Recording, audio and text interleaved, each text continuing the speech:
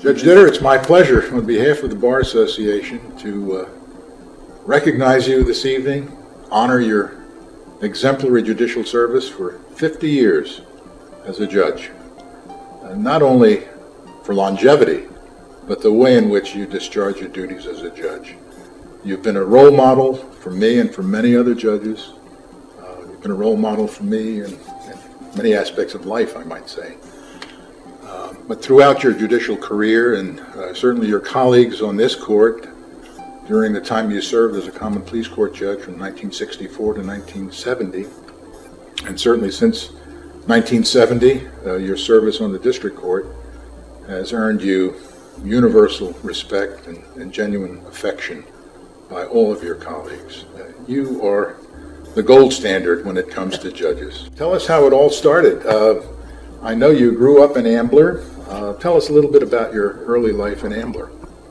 Well, as you said, I grew up in Ambler, went to public school at Ambler, went to Ambler High School, was graduated from Ambler High School in 1939. That's 75 years ago. Okay. I went on to Ursinus College. While I was in college, the Japanese bombed Pearl Harbor. So I joined the Naval Reserve, and I was in a program that permitted me to finish college and then go to, first of all, midshipman school, where I got a commission, and then secondly, to supply school. I was then assigned shore duty for not quite a year, and then I was sent to a small repair ship in the Philippines for sea duty. I enjoyed the Navy thoroughly. When I was released from active duty, I went to Penn Law School, but I stayed in the Naval Reserve. I first of all was the clerk for the common pleas judges here in Montgomery County. That was Judge Knight, Judge Detterhauer, and Judge Corson. I was then recalled to active duty during the Korean War, and I was on active duty, and that was very, very rough duty because I served the entire time at Mechanicsburg, which was a large supply depot west of Harrisburg, so that I never got out of the state. After that, I came back. I continued in the Reserve. I went into the district attorney's office, first under Stroud Weber and then under Benny D. Joseph. I was Benny D. Joseph's first assistant, and I then decided to leave the district attorney's office and practice for a while, and then finally ran for common pleas judge, and I was fortunate enough to be elected. Well, your election as a common pleas judge came in 1963. I think your opponent was Dan Quinlan, who had been a judge by serving by appointment, and you prevailed and took your seat as a member of the Court of Common Pleas of Montgomery County in 1964. That's correct. And you had a post-swearing-in luncheon, I think, and then you and your late beloved Verna did something special. After I was sworn in, my mother had arranged a little luncheon at the Broadax for my family and some of our friends. And that was very nice. And gradually people disappeared. They all had work to go to, and my mother took the children to school and so forth, until finally only Verna and I were left. So we were driving home.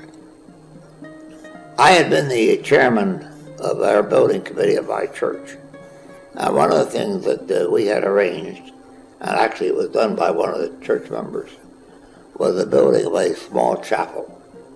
So on the way home, I said to Verna, I would like to stop at the chapel for a brief word of prayer. So that's what we did. We went to the chapel at the altar. And I said, God, please make me a good judge and keep me humble. And Verna said, God, you make him a good judge, I'll keep him humble. And she did. And so did God.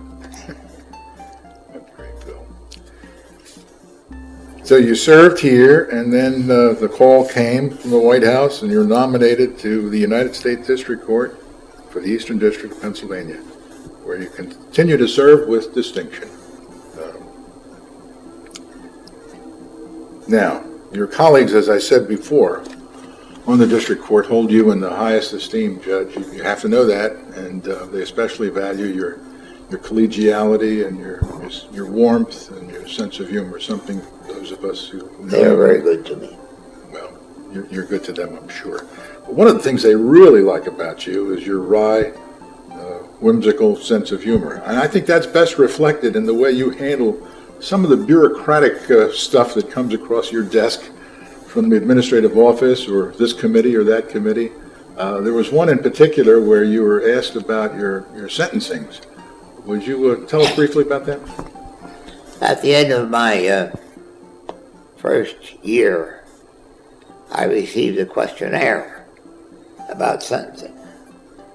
And it said, please state the number of defendants broken down by sex for whom you imposed sentence during the last calendar year. So I responded, I'm not sure that there were any who were broken down by sex, but I do know that several of them had difficulty with alcohol. Judge, I have to ask you about your love of baseball. How did that start? My father was a school teacher in Philadelphia, and one of his duties, I forget which high school it was to coach baseball. And one of the persons he coached was a young man named Jimmy Dykes. And Jimmy Dykes went on to become Connie Mack's star third baseman some time later when Jimmy Dykes was still with the team. There was a doubleheader, and my father took me to the doubleheader. So when the first game was ended, we headed down to the locker room, and Jimmy Dykes came out. I was probably 8 or 9 years old at the time, just a little kid. And I looked up at this great big ball player, and I said to myself, that's what I want to be. Time passed. And I kept thinking to myself that I wanted to be a Major League Baseball player. When I went to Ursinus College, I went out for baseball. And I remember maybe the second day, we had batting practice, and I was up there, and for the first time in my life, I saw a real curveball. It came in right at my head, and I suddenly dropped off and went across the plate. And I said to myself, you better think of another career for yourself, because you'll never be able to hit anything like that. And I never was. Judge, you never became a baseball player, became a magnificent judge and a fine gentleman. And we've gone through these questions, and for me, this has been a personal privilege and pleasure. We've known each other since my very first coming to the bar. Well, we've been friends all those years, Judge, and as I said before, and I won't repeat it, you've been a role model and a dear personal friend and a teammate for most of those 50 years.